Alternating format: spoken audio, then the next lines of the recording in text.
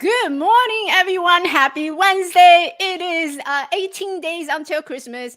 Over the past few years, as I ditch my fabulous healthcare professional career that everyone pretty much dream of to live, I have learned a few things about marketing and attracting clients. Things like how to create effective sales pitch, how to use a digital marketing tools such as SEO, emails, and social media, how to get the most out of my advertising budgets and effort so that I don't have to do a lot of things in order to build that relationship with my potential clients.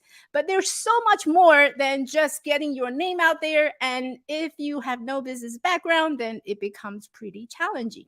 And we don't do things alone. Let's face it. I didn't hike Machu Picchu by myself. I actually had worked with a personal trainer, and I didn't start this coaching business just on my own. And today I am so excited. I'm really grateful for a mentor coach who had made this possible. He got me started. So in a moment, I will bring him on. But if you are new to me, I'm Michelle. I am a visibility coach and marketing coach for women coaches. And I teach women coaches to use the power of storytelling so that they can get seen, get heard, and get higher. And I am also an international speaker and author. On this channel, you're going to hear how I empower women coaches, heart-centered, introverted women coaches who's looking to grow their coaching business with storytelling marketing strategies that actually work. It works. And I am your living proof. So that they can turn a passion for coaching into something that's more profitable by increasing their visibility and to profitability. I cover topics as branding, storytelling, and marketing with tips and strategies so that you can get more clients and have more time and freedom while making bigger impact. So if that sounds like you, be sure to hit that subscribe button and follow button so that you don't miss out any of the new episode that's coming out. Now, let's get started. Woohoo!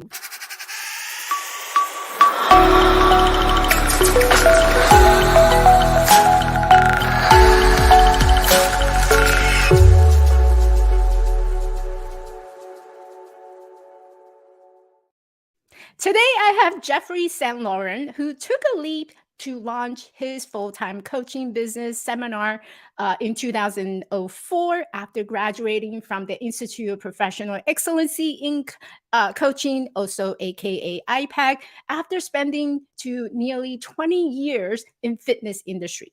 Since then, he has devoted well over 12,000 coaching hours with clients and is highly thought after presenter and business coach. Jeffrey is the author of the highly inspiring book, Being Fulfilled, as well as 5 other personal and business development audios, video training programs that benefit entrepreneurs at all levels of conscious development.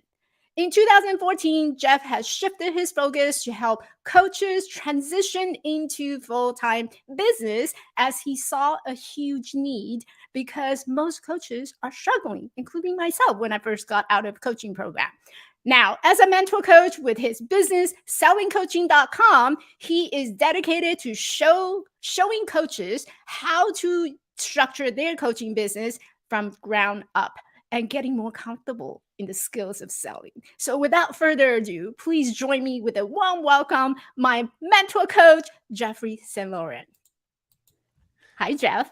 Hello, Michelle. I'm sitting backstage like this woman is so awesome, and it's so great to see how you've evolved over the past many years. Like, it just, my eyes were watering literally, and I'm just like, kudos to you. And yes, you are living proof, because I remember when you started, and now it's just like you are the master storyteller and marketer. And anyways, let's talk.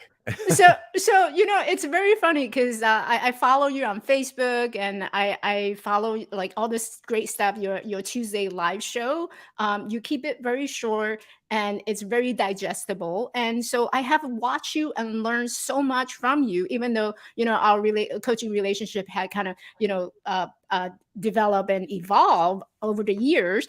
But like, sometimes I sit in my room and I'm thinking, I wish I had done what Jeff told me to do sooner.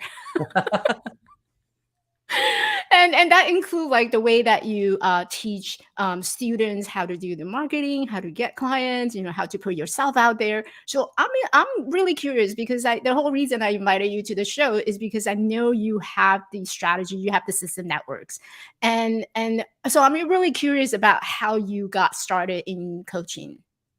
Yeah, so as you said, I was in the fitness industry for a while, 15-ish years or so, and loved it. I actually had the opportunity to move out west to Nike World headquarters, where I was able to work when I was in the fitness industry. And due to some family health issues, I ended up coming home a year later. But obviously, when I left my personal training business, when I came back and naturally started working with some of those same clients again, whom a year later had, gained weight back and just stopped working out. And so I'm working with some of the same people again. And I felt a sense, a lack of purpose and fulfillment in what I was doing, almost as if like it didn't matter like it did before. Like it's almost like I wasn't leaving any long-term effect. Like they almost needed me always. And if they weren't with me, then they would just, not be successful. Mm-hmm. And I didn't like that feeling. And I felt an emptiness with what I had previously been so passionate about. And that's where I felt it as I explored it more. I felt more of an urgency and a need for helping with people, not only just the physical side, but also the behavioral side, the mental, emotional, the mindset piece in terms of how they behave and take actions. And that's where I had heard about coaching. And I'm like, well, I'll give this a shot and see what it's like. And that's why I ended up going to iPEC, like you said, 2003, graduated in 2004. And it was like, I remember the first module when I was there, I'm like, this is it. Like, I didn't really even know what it was. Coaching, it's such, as we know, it's such a challenging thing to describe because it's so experiential. Mm-hmm. But I just knew it was my future and came out of there. And I mean, I was still in the fitness industry, but I just started coaching, started working with people, started doing seminars. I didn't have a clue what I was doing, but it didn't matter because I was so passionate about what I had felt, what I had seen, experienced myself. Mm-hmm. And I knew this was the next evolution for me in my career and my business. So I know it's been a long time. I don't suggest anything, but It's been a while. Yeah. it's been a long time since Heck you yeah. first started. And how easy was it, or how difficult was it to start a business? And I think I asked that question because a lot of people, a lot of the coaches in my audience, they're struggling, right? They're struggling to like know exactly where to start. They're so confused about all these information that's floating out there. So what was it like for you to start your business? Yeah, so that's a good question because and obviously I deal with that a lot as I speak to coaches and work with them. And so for me, I think my ignorance, and I say that my ignorance, it wasn't bliss, but it was actually helpful because yes, it was scary. Yes, I didn't know what to do, but I think back and I'm like, how did I do this? Like I remember, at the time I was married. We were having our first child a couple of years into my business.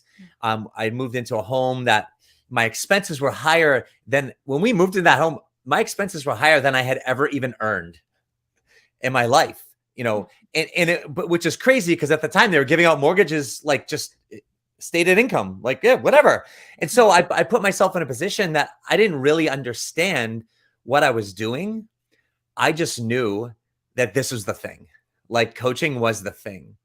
And I feel like that ignorance, call it whatever you want, helped me because I was just so passionate about it.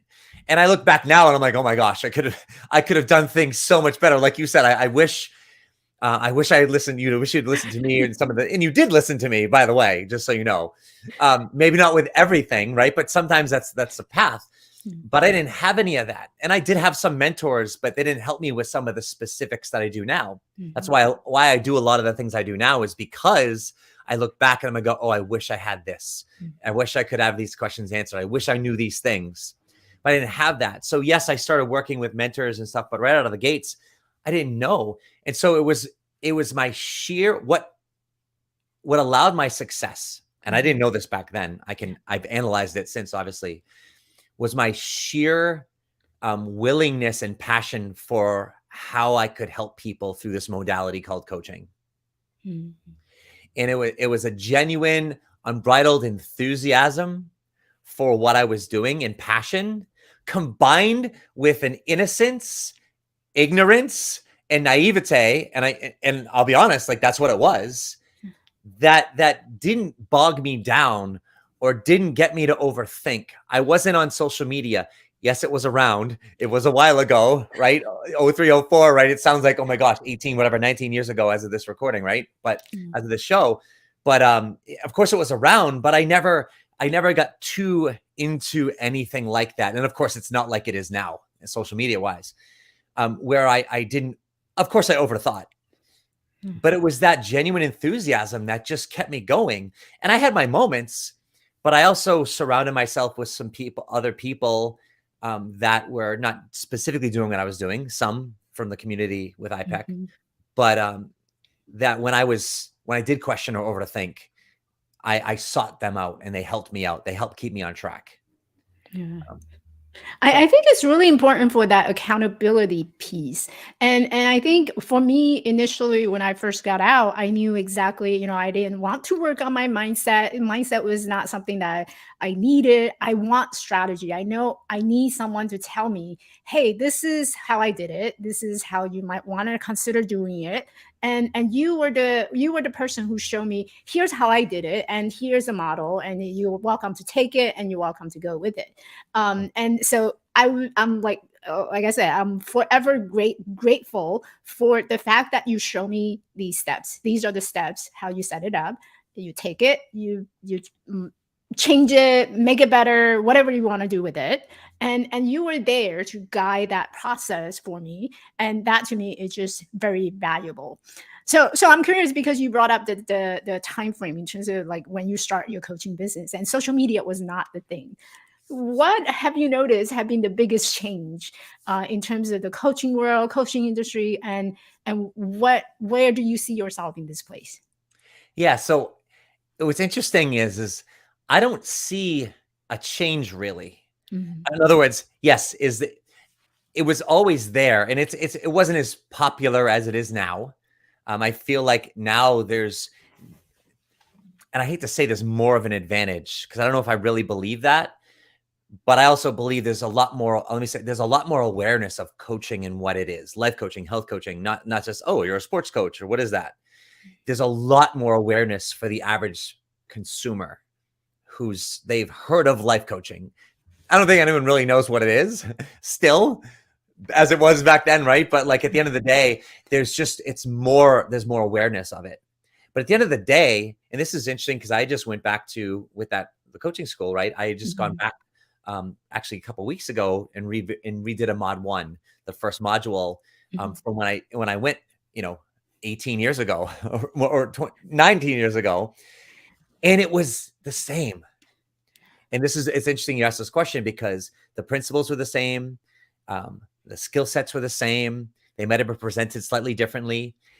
The impact on me, having done it then for 19 years on the other end of it, was the same, receiving the information. And the people there, the 39 people in that training over 3 days, the impact was just the same as I remember it being 19 years ago. So when I say it hasn't changed, that's what I mean by that. That the fundamentals of its ability to help people and help transform us as well. And also business is, the fundamentals are still the same. I think where people get confused is because social media is just such a part of everyone's life, whether they like it or not. They feel like it has to be, or it's like the only way, they can get themselves out there, especially with the pandemic. That really was we're already a very virtual world. That was a kind of a 15-year, I'm making that up, by the way, like forced 15 years forward into a further virtual space, which you can be very successful in a virtual space. I'm doing it now. I'm 100% virtual, but I've also done it 100% not virtual or, face to face. And that's where I feel like people they feel they need to do social media, which isn't the case. And they get very overwhelmed because they're bombarded by so many just tactics and strategies and quick and easy whatever. And I don't find that's not how the business is built. Yeah. So it's interesting how we talked about the social media and how people can use it in their advantage. So you can certainly see it as a tool to help your business to get going and create that visibility. So how do you market yourself? I know it's a big topic, it's very broad, but Yeah. in terms of someone who's stuck or starting out fresh, how do you market yourself? Yeah. So I'll talk about it from not even like myself per se, right? But this is Mhm. what I do and what I teach, right? And so if you boil it down, forget about the medium in terms of, oh, I use whatever, Facebook, Instagram, or social media or face to face, etc.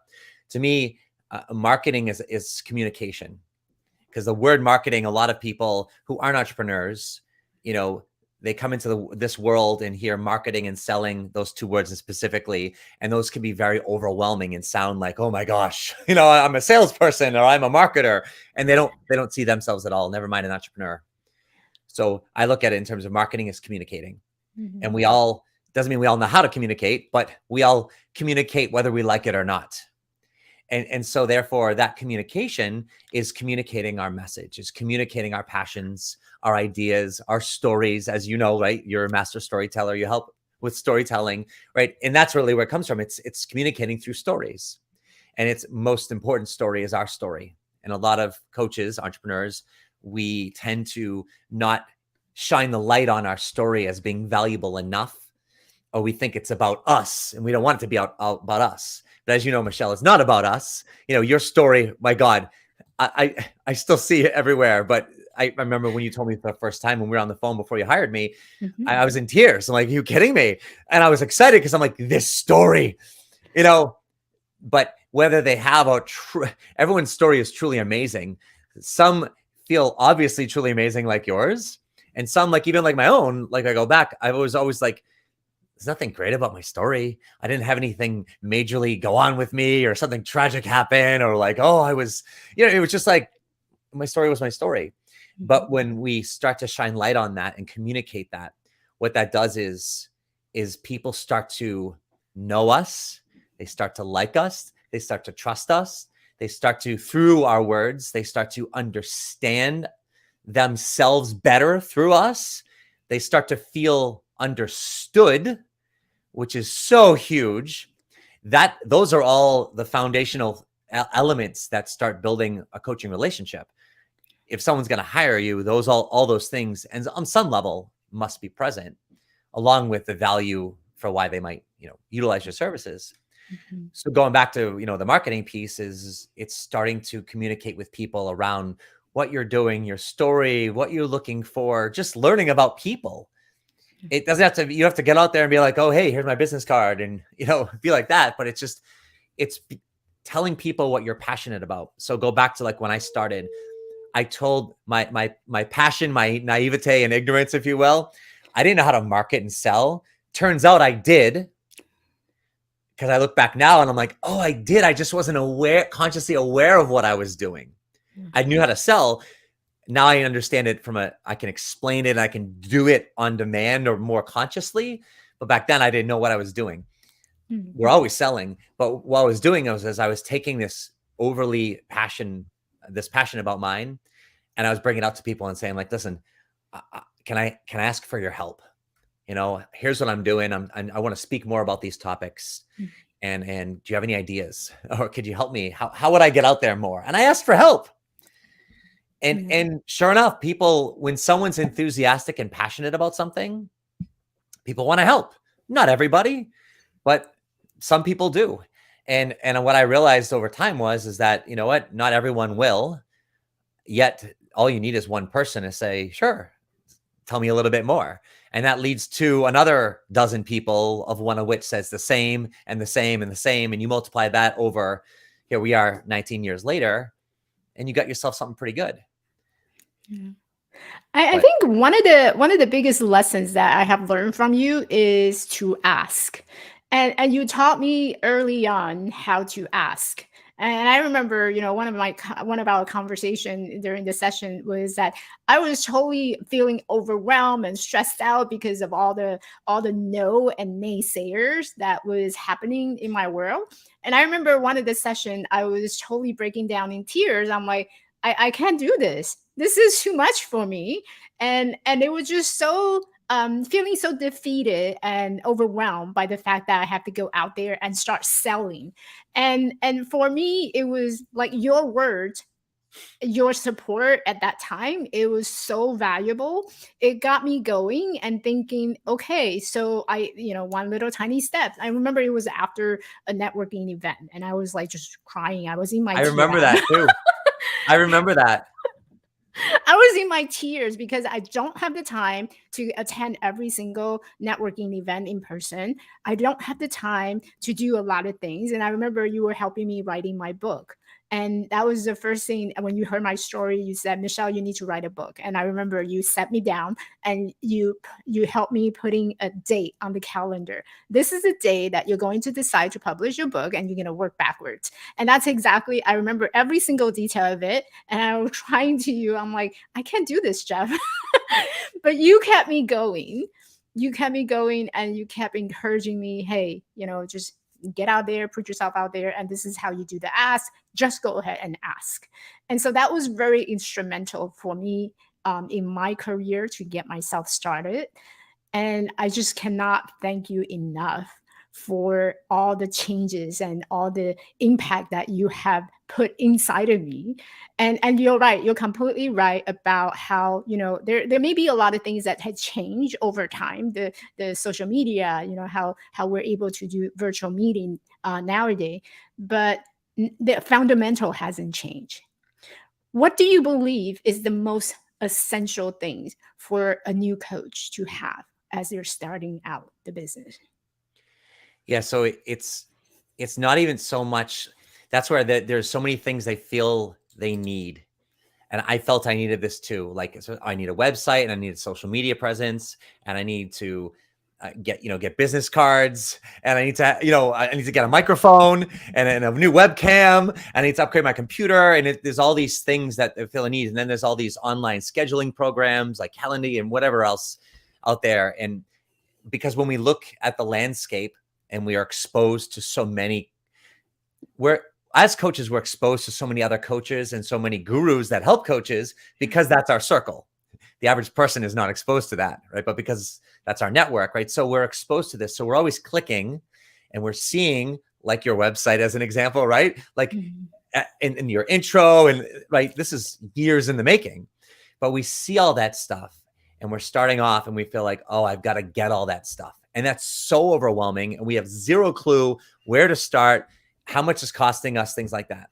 So if we go back to that and we start off is, what do we start off with? Is we're starting off with a recognition, and it goes back to what I said earlier, of your story and being able to start to share that. I don't care. You don't need a website yet. Can you do that stuff? Yes, you can start strategizing, right? Even I talk about, an email list, like you said earlier, like, oh, I wish I had started my email when you told me years ago, but you're doing it now because I see you, because I'm on your email list, right? So whatever the time frame is that even when I start with my clients, I'm like, listen, let's start it off. If you don't have a website yet, do you want to do one? Great, let's work on it in parallel, but we're not going to wait to start.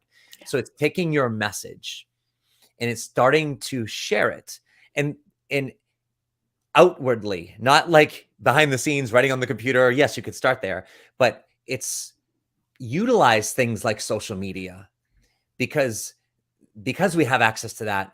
What are we doing right now? We're streaming live, and someone will be like, oh, Michelle, but you've been doing this for years and you have this beautiful intro and outro and you look at your headphones and your microphone and whatever. And it's like, you didn't start with that. I didn't start with this and my colored lights in the background and like whatever.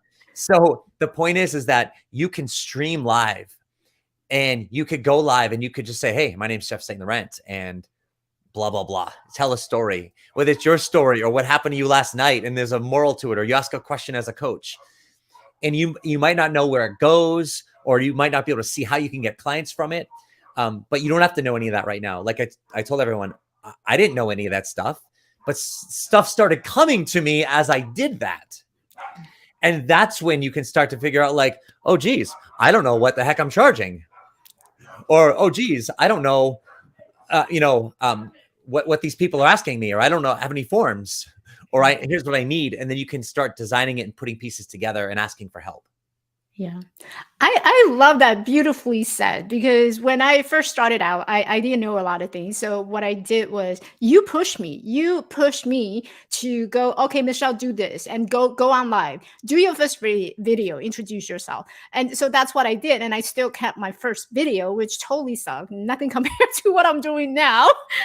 But that got me going. And I remember I wrote a script. I was following a script. I was reading it off. Totally didn't sound like me, but that was my first.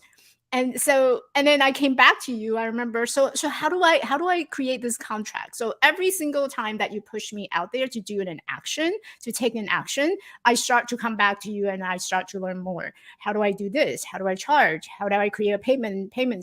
I think at the end of the day, people don't know what they don't know until they actually practice it. Yes. And I know you have something that's really exciting that you're offering, you're running right now. Can you tell us a little more about that?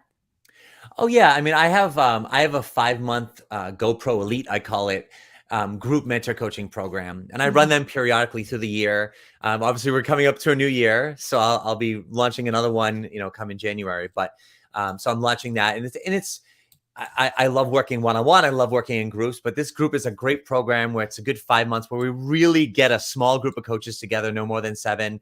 And we just start you off structuring it from day one. And like you just talked about, Michelle, is it's all about getting your business structured. And the thing I love about it is that anything that I do is when I work with coaches is if we're talking about it, it's because we're doing it. Otherwise, you could just go watch a webinar. You can go to your website, go to my website, go to my university. You can watch a bunch of webinars that I've done, 300 plus of them, whatever. But this is where we're actually doing it. And so got great results from it. And so it's very exciting. And we'll launch another one in January. Okay, and that would be the link to the website, and I will make sure to drop this into the episode notes so that more people can go and check it out in January, before January. Thank you so much. Thank you. Yeah.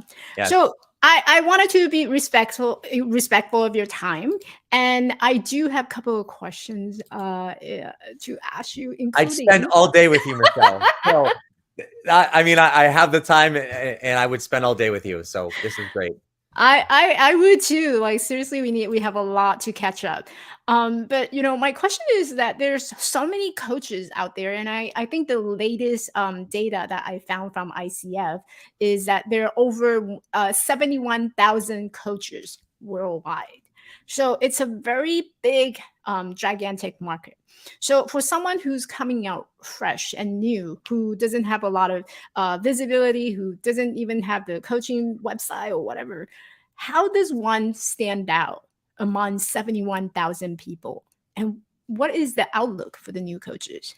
Yeah. And so I'll say this, while 71,000 might sound like a lot, it's also not a lot at all. Like it's actually... Like when you think of the grand scheme, and I don't have any statistics outside of that, like just how many people are in this industry or whatever industry or things like that. But I bet you if we really looked at it, while it might sound like a lot to us and it's ever growing, it's actually not a lot of people when you consider the billions of people in the world. So with that being said, though, you talked about how do you stand out? And you stand out from, and I'll go back to what I said, you stand out from your story. That's your unique fingerprint. And we've all, I think the biggest dilemma that I've seen with coaches is the niche, right? Oh my God, what is my niche? And it's the biggest thing that it was always mine in the past when I started off as well. And where you stand out is not by your statement. And I've been known for talking about like a niche headline, helping who with what specifically, right? You go to my website, like you said, sellingcoaching.com, helping coaches transition to a full-time business, right? I have one, you've got one, right? But the point is, it's not about a statement. It's about the story. And that's how you stand out. So that's why when you start to get out there and you start, like I said, you do a little broadcast. And of course, that's very fearful for a lot of people. I understand, like you said earlier, the first time I was saying, hey, Michelle, let's give this a go. You're like, what? Like it was painful. It was painful for me. It's some people like it, but just because they don't like it doesn't mean that they're great at it. Mhm. So the point is that that's where you start. But that's how you start to stand out, because each of you have a unique story. And if you look at it, I think every coach in the world, all 71,000 of them, if we really boil it down to it, at the end of the day, we all want to help people lead a more happy, fulfilled, passionate life. Like if you were to boil down every coach I've ever met and spoken to, including myself, it falls probably under that category. I don't care if it's a man or a woman or a gender or an age or a sex or a industry, personal, business. It all kind of falls under that big, broad category. Yeah. So how do we stand out? It's just like, well, what's your story? Where's your take? What's been your path to date to bring you to the spot where you want to do that? Mhm. And that's your niche. You're the niche. If that makes sense. It makes perfect sense. It makes perfect sense to me. And then it breaks my heart to see how coaches are spending a lot of time working on the niches, and they feel that they have to get something right in order to start something new. And I think what I really appreciated your strategy is that you don't want me to wait. So you kept pushing me into doing something that's very unfamiliar, that's very uncomfortable, but you brought me into action. You took me to action mode. And I didn't know, I'll be honest, that first video, I had no clue what I was doing, but I did it. And from that first videos, I know, okay, so this I help statement didn't really stick. This sounds awful. So I went back to the drawing board and I redid it. I rewrote my I help statement. And I think on one of our call, I actually asked you, hey, what do you think about these different variation of it? But had I not done that first video that you pushed me to do it, I wouldn't have known that, oh, it didn't stick. It didn't sound right to me. And so I think coaches are wasting so much time to trying to figure out their niche. Yes, it is important, but I feel that they're pushing a lot of time, putting a lot of time trying to find it, and not realizing that it actually comes as you do things. Yeah. And Yeah. I'll be honest, a lot of it is them protecting themselves from having to do the work that I'm talking about on a very broad level. Like, someone going out and doing a broadcast or even writing a post. And I'm just talking social media because we have the easiest access to that. Or face-to-face, going to a chamber of commerce meeting just for the first time to check it out, and a networking meeting, see what's going to go on, who's there, because we're afraid. And I say we, because I include myself. I've been like that too. I know you were as too, Michelle, is we were afraid to, well, I don't know how to answer questions. I don't know what to do.